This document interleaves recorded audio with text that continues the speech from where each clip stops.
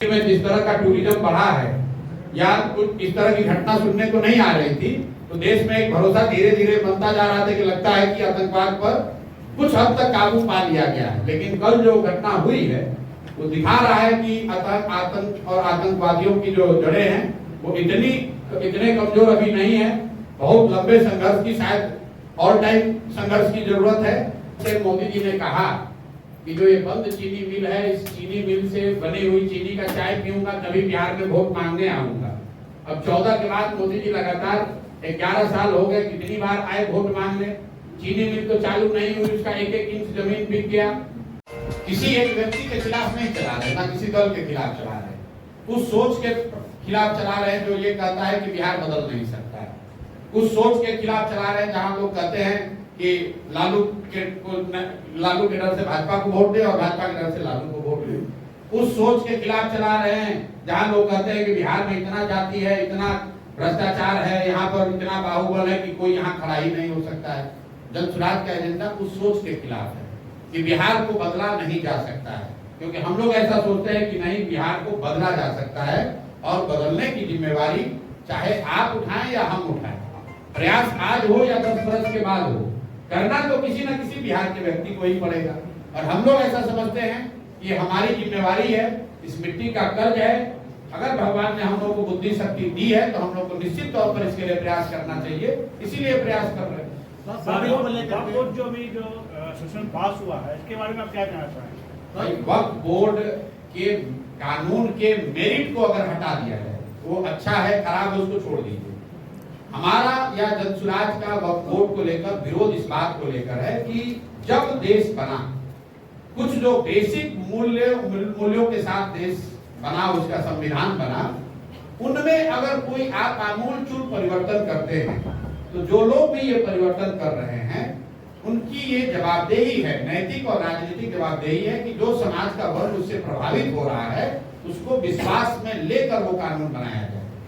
वक्फ का कानून जो बना है, मुझे नहीं लगता है कि भाजपा वाले उस वक्त में ट्रांसपेरेंसी लाने के लिए या उस कोई फंक्शनिंग को बेहतर करने के लिए लेकर आए हैं। विशुद्ध तौर पर हिंदू मुस्लिम की राजनीति करने का इनका एजेंडा है।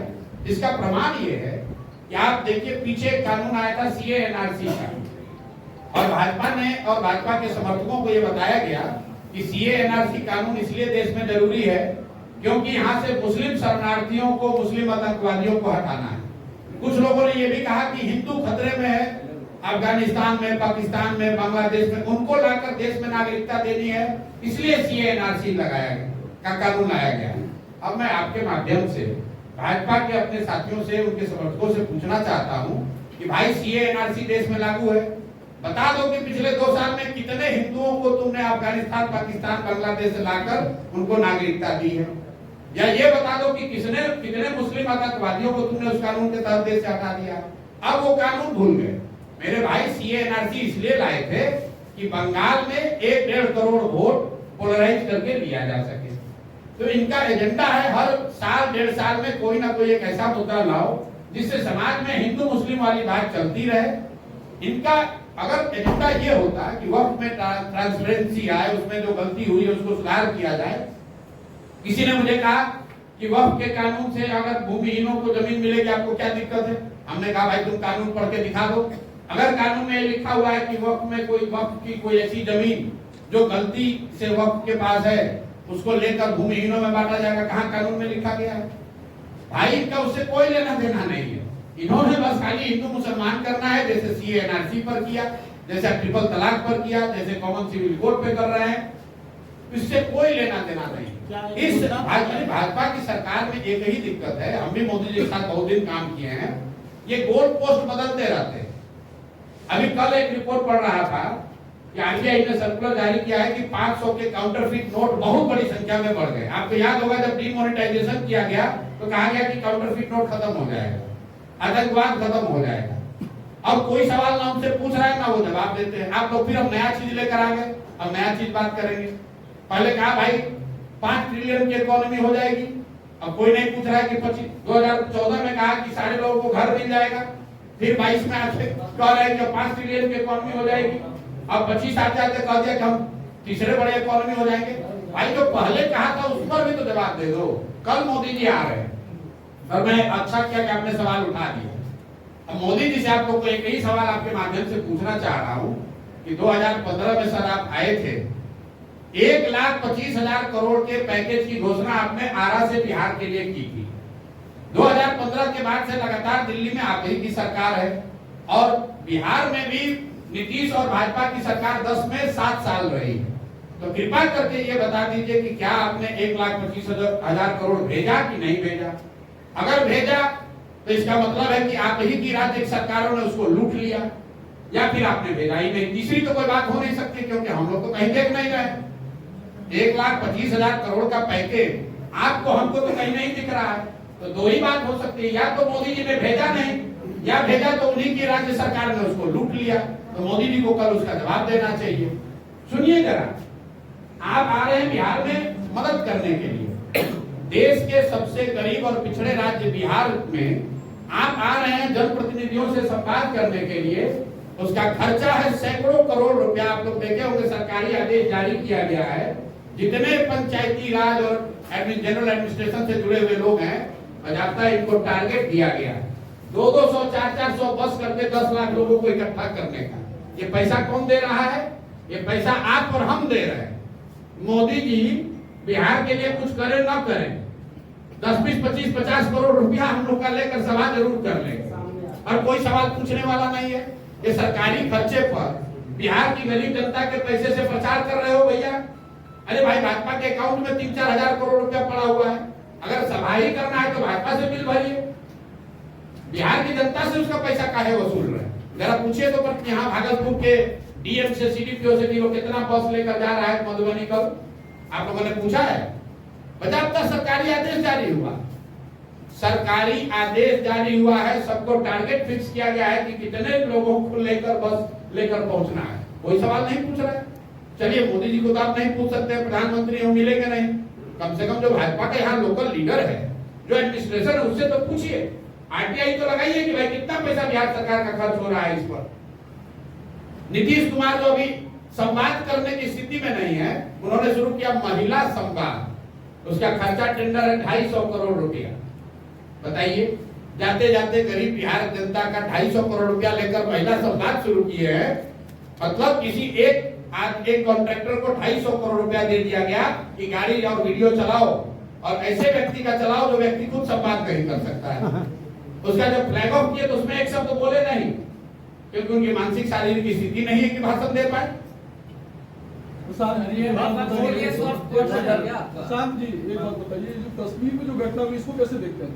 बिल्कुल इसकी निंदा करते हैं, दुखद है। और पहले हम लोगों ने ऑलरेडी जन सुराज से कहा है, इस तरह की घटनाएं निंदनीय है। निहत्थे टूरिस्ट पर आकर गोली चलाना, उनकी हत्या करना, ये जघन्य अपराध है। और ये दिखाता है कि आतंकियों के और आतंक के जो जड़ें हैं वो राजनीतिक नारों के देने से नहीं खत्म होने वाला। जो बताया जा रहा था कि सब कुछ अच्छा हो गया, जरूर पीछे कुछ सालों में सुधार दिखा था, क्योंकि कश्मीर में जिस तरह का टूरिज्म बढ़ा है या कुछ इस तरह की घटना सुनने को नहीं आ रही थी, तो देश में एक भरोसा धीरे धीरे बनता जा रहा था कि लगता है कि आतंकवाद पर कुछ हद तक काबू पा लिया गया है। लेकिन कल जो घटना हुई है वो दिखा रहा है कि आतंक और आतंकवादियों की जो जड़ें हैं वो इतने कमजोर अभी नहीं है। बहुत लंबे संघर्ष की, शायद ऑल टाइम संघर्ष की जरूरत है। तो बिल्कुल इसकी हम लोग निंदा करते हैं, इसकी भर्त्सना करते हैं। जिन शब्दों में इसकी निंदा की जाए वो कम है। मुर्शिदाबाद पे चुप्पी क्यों है सर? किसकी चुप्पी? बंगाल में किसकी चुप्पी? मेरी चुप्पी? मेरे भाई, ऐसा है, आपने तो कोई पूछा नहीं सवाल कि हमने जवाब नहीं दिया। और हम बिहार में हैं तो केरल में भी कोई घटना हो रही है, तमिलनाडु, आंध्र प्रदेश में भी घटना हो रही है, तो आप क्या कहते हैं कि हम पीरपैंती में आकर मुर्शिदाबाद की चर्चा करें, जूनागढ़ की चर्चा करें, केरल की चर्चा करें कि पीरपैंती की चर्चा करें? आप अगर सवाल पूछेंगे तो प्रशांत किशोर हर सवाल का जवाब दे ही रहे हैं, रोज मिल रहे हैं, मीडिया से मुखातिब हो रहे हैं। मुर्शिदाबाद की घटना बिल्कुल गलत है। उसको आप जातीय और धार्मिक उन्माद के कलर का कलर मत दीजिए। जो भी वहां पर देखिए, जो भी कानून का उल्लंघन कर रहा है या जो भी किसी भी तरह के हिंसा में शामिल हो रहा है, तो हिंदू हो, मुसलमान हो, सिख हो, अगड़ा हो, पिछड़ा हो, कोई भी हो, उसकी भर्त्सना होनी ही होनी है, उसकी शिकायत, उसकी निंदा होनी ही होनी है। इसमें कहीं कोई की बट किंतु परंतु नहीं है। पूरा कहलगांव विधानसभा जो है वो फ्लाई एक्ट से परेशान है। 10 से 15 हजार बच्चे रोज कहलगांव से आसपास के इलाके से स्कूल में आते हैं और सांसद और विधायक वहां के पूरे मौन है और जनता धूल खाक के मर रही है। तो इस पर आप क्या कहना चाहेंगे? इस पर डबल इंजन की सरकार पिछले 10 वर्षों से चुप क्यों है? और बच्चे जो आम ग्रामीण है, जो शहरी लोग हैं, वो पूरी तरीके से बेदम हो रहे हैं। इस पर सवाल कोई क्यों नहीं उठा रहा है? बच्चे और लोग परेशान हैं, लेकिन आप भी भागलपुर में ही रहते हैं, यहीं के पत्रकार हैं। यहाँ के लोग उसी नेता को बार बार फिर जिताएंगे तो स्वाभाविक तौर पर उनको परेशानी होगी। मैं पूरे बिहार घुमा हूँ और जब लोग ये बताते हैं, पूछते अच्छा विधायक जी कितना बार से जीत रहे हैं, तो कहता है 3 बार से।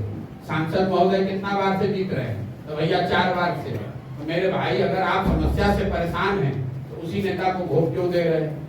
2014 में मोदी जी मोतिहारी में भाषण दिए, तो भाषण को लिखने वालों में भी हम लोग रहे होंगे। चीनी मिल के कंपाउंड से मोदी जी ने कहा कि जो ये बंद चीनी मिल है, इस चीनी मिल से बनी हुई चीनी का चाय पीऊंगा तभी बिहार में वोट मांगने आऊंगा। अब 14 के बाद मोदी जी लगातार 11 साल हो गए, कितनी बार आए वोट मांगने? चीनी मिल तो चालू नहीं हुई, उसका 1-1 इंच जमीन बिक गया। जो लोगों ने जमीन को खरीदा लूटा वो ज्यादातर लोग भाजपा के नेता है। लेकिन महत्वपूर्ण बात यह है कि मोतिहारी से भाजपा का सांसद विधायक उसके बाद से लगातार जीत रहा है। तो अगर आप चीनी मिल के न चलने से परेशान हैं, मोदी जी या किसी नेता ने जो गलत वादा किया उससे परेशान है, तो फिर उसको वोट काहे दे रहे हैं? और अगर वोट दीजिएगा तो वही स्थिति बनी रहेगी। जन सुराज का पूरा प्रयास यही है। हम तो मन से ये बात कहते हैं कि भाई आप 5 किलो अनाज के लिए वोट दे रहे हो तो 4 किलो अनाज मिल रहा है। आप मंदिर मस्जिद के लिए वोट दे रहे हो तो मंदिर मस्जिद बन रहा है। आप जात के लिए वोट दिए हो तो जाति जनगणना हुआ है। आप लालू जी को आवाज और सम्मान के लिए वोट दिए थे तो गरीब और पिछड़ों को लालू जी के राज में आवाज और सम्मान मिला है। आपने नीतीश को बिजली के लिए वोट दिया है तो बिजली आई है। लोकतंत्र में आप जिस चीज के लिए भी वोट देंगे वो आपको मिलेगा, कम मिले या ज्यादा मिले। लालू को दीजिए, नीतीश को दीजिए, मोदी को दीजिए कि प्रशांत किशोर को दीजिए। ये बेकार दिमाग लोग लगाते हैं कि हम किसको वोट दें।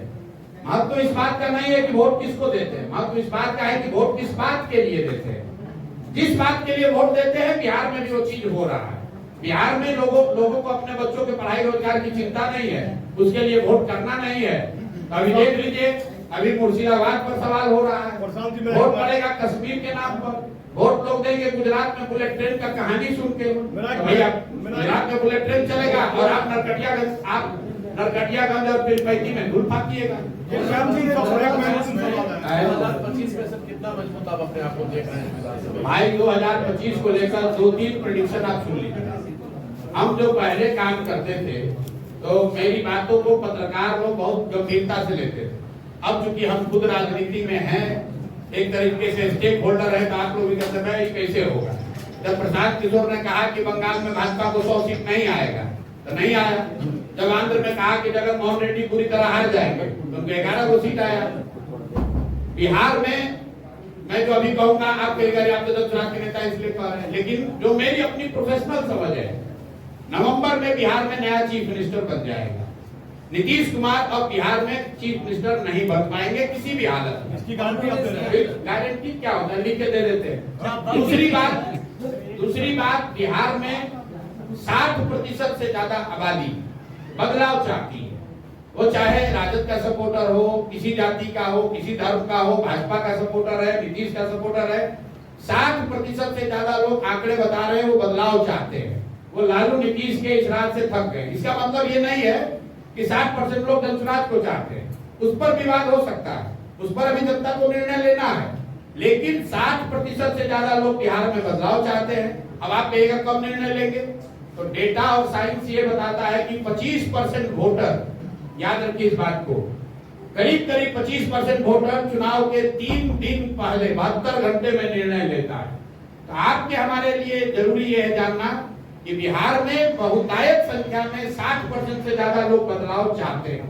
अब बदलाव के वाहक के तौर पर जिस पर भी उनका विश्वास बनेगा, जो भी सबसे ईमानदार और सशक्त विकल्प जनता को दिखेगा वो जीत कर आपके आएगा। एजेंडे में सबसे मजबूत आधार क्या है जो जनता आपको चुनेगी? भाई हमारे एजेंडे में सबसे मजबूत आधार ये है कि बिहार में जाति, धर्म, नाली गली 5 किलो अनाज से ऊपर उठकर शिक्षा और रोजगार की राजनीति होनी चाहिए। बिहार की जो सबसे बड़ी समस्या पलायन है उसकी बात होनी चाहिए। और आप देख रहे हैं कि पहली बार राजद और जदयू जैसे दल भी पलायन की बात कर रहे हैं। तो जन सुराज की क्या ताकत है ये तो आपको अभी दिख रही है। बिहार की राजनीति में पहले कभी पलायन पर आपने चर्चा सुनी हो, कभी शिक्षा पर बात सुनी हो तो बता दीजिए। पहली बार लोग शिक्षा और पलायन की बात कर रहे हैं, रोजगार की बात कर रहे हैं। ये जन सुराज की ताकत नहीं है, ये लोकतंत्र में विकल्प होने की ताकत है। जिस दिन लोगों के पास विकल्प मिल जाएगा तो जो दल अभी पहले से बने हैं उनको भी जनता के मुद्दों पर जवाब देना पड़ेगा। क्योंकि अभी तक वो मुद्दों की बात इसलिए नहीं करते, उनको मालूम है कि काम करे चाहे नहीं, डर के मारे हम ही को वोट देगा। अब जब विकल्प एक मिल गया है तो सबको जवाब देना पड़ेगा। प्रशांत जी, एक सवाल है कि जाति और धर्म के नाम पर जो है जितनी प्रतिशत आबादी रहती है उतना उसका जो है उम्मीदवारी या फिर उसको राजनीति में जो है हिस्सेदारी मिलती है, लेकिन सबसे अधिक हिस्सेदार आबादी जो है आज युवाओं की है, 60% से अधिक है। तो राजनीति में उसे जो है उम्मीदवारी के लिए, चुनाव लड़ने के लिए जगह नहीं मिलती है। तो जनसुराज इस पर जो है आगे कुछ करेगी ये, क्योंकि आप भी जो युवाओं के कंधे पे जो है आगे बढ़ रहे हैं। हम किसके कंधे पर आगे बढ़ रहे हैं हमको ये नहीं पता है। चलिए कम से कम आप मान तो रहे हैं कि हम आगे बढ़ रहे हैं। जी जी। हमारे विरोधी तो ये कह रहे हैं कि हम लोग आगे बढ़िए नहीं। युवाओं के कंधे। अब आप बताइए, पहले तो लोग कहा जब हम चलना शुरू किए, अरे बिहार में चलने से क्या होगा, ये कितना दिन चलेंगे। जब चल लिए 2-2.5 साल, दल बन गया, 1 करोड़ लोगों ने मिलकर दल बना लिया। दल बनाने से क्या होगा? जब दल बनाकर आगे बढ़ के संगठन खड़ा कर लिए, कदर संगठन खड़ा करने से क्या होगा? जब 10% वोट आ गया तो कह रहा है 10% वोट से क्या होगा? मेरे भाई, अगर हम लोग की नियत में, हम लोग के प्रयास में ईमानदारी है तो परिणाम मिलेगा ही मिलेगा। बात प्रशांत किशोर की नहीं है, बात जनसुराज की नहीं है। बिहार की जनता त्रस्त है, 30-35 साल से उसके सामने विकल्प नहीं है। अब एक विकल्प जो भी अगर सामने आ रहा है तो जनता उसको बहुत करीब से देखेगी, चर्चा करेगी। अब हम लोग की जिम्मेवारी है, अगर हम लोग के चरित्र में, हम लोग के व्यक्तित्व में, हमारे आचार विचार में वो प्रभाव होगा, वो सच्चाई होगी, वो ईमानदारी होगी तो जनता हम लोग को चुनेगी। अगर हम लोग में कुछ कमी रह जाएगी जनता नहीं चुनेगी। प्रशांत जी, एक सवाल है, इतनी बड़ी पार्टी आपकी, इतनी बड़ी पार्टी है, सृजन घोटाले पर आपने सवाल क्यों नहीं किया? इस बार लोगों का खाता खुला भागलपुर में, इस बार सृजन घोटाला सबसे बड़ा घोटाला। भाई आप देखिए, हमने तो भागलपुर दंगों की भी बात नहीं की। तो जब हम राजनीति में उस समय थे ही नहीं, सृजन घोटाला जब हुआ या जब उसकी चर्चा हुई, हम तो चारा घोटाला की बात नहीं करते। सृजन घोटाला हम तो वही बात करेंगे ना, हम शराब माफिया की बात करते हैं, हम बालू माफिया की बात कर रहे हैं, हम भूमि सर्वे में राजस्व विभाग के द्वारा जो घर घर से उगाही हो रही है उसकी बात कर रहे हैं, हम नीतीश कुमार के शारीरिक और मानसिक हालात की बात कर रहे हैं, हम मोदी के पैकेज और पैकेज के न देने की बात कर रहे हैं। हमारे समय काल खंड में जो विषय होगा उसी की तो बात करेंगे। अब श्री कृष्ण बाबू के टाइम में बिहार का क्या मुद्दा था उस पर चर्चा हो सकती है, लेकिन वो राजनीतिक तौर पर उस पर रोज टीका टिप्पणी करना। अभी जदयू नीतीश कुमार के बेटे को प्रोजेक्ट करने की कोशिश कर रहा है। देखिए, मैं जो व्यक्ति राजनीति में नहीं है उन पर टीका टिप्पणी करना उचित नहीं समझता हूँ। लालू जी के परिवार से भी जो उनके सदस्य राजनीति में नहीं है मैं उन पर टीका टिप्पणी नहीं करता हूँ। मैं जहाँ तक मैं जानता हूँ नीतीश जी के लड़के अभी राजनीति में नहीं है, और जब वो राजनीति में आए तब उस समय टीका टिप्पणी की जाएगी। ये तो पत्रकारों का अपना स्पेकुलेशन है कि अब आ रहे हैं, कल आ रहे हैं, परसों जा रहे हैं। जहाँ तक मेरी जानकारी है वो राजनीति में अभी नहीं है। जब आ जाएंगे तो लोकतंत्र है, सबका स्वागत है, इस समय चर्चा होगी उस पर। अभी एक आईजी प्रशासनिक अफसर लांडे, एक लांडे विकल्प के तौर पर उन्होंने भी एक अपने दल का गठन किया। नहीं जानते हैं ज्यादा, शिवदीप लांडे सर नहीं जानते हैं साहब, इतने अफसर है, कितने लोगों को हम लोग जानते हैं। भागलपुर की कोई समस्या मुद्दा आप क्यों नहीं उठाते? भागलपुर से इतना बड़ा इशू है। भागलपुर की किस भागलपुर की कौन सी समस्या ऐसी है जो दूसरे जिलों की समस्या नहीं? चुनाव में एक मिनट, आप कह रहे हैं भागलपुर की समस्या नहीं उठा रहे, क्या ध्वस्त शिक्षा व्यवस्था भागलपुर का विषय नहीं है? क्या यहाँ से गरीब लोगों के गरीब लोगों के पलायन का मुद्दा भागलपुर का मुद्दा नहीं है? क्या भूमि सर्वे में हो रहा जो भ्रष्टाचार है वो भागलपुर के लोगों का मुद्दा नहीं है? क्या घर घर बिक रही शराब और शराब माफिया भागलपुर का मुद्दा नहीं है? क्या बालू माफिया और बालू का अवैध कारोबार भागलपुर का मुद्दा नहीं है? या सीबीआई स्मार्ट घोटाला मुद्दा नहीं है? अरे भैया, हजारों खाता खुला है, अरे पब्लिक का पैसा चला गया है। आप विधान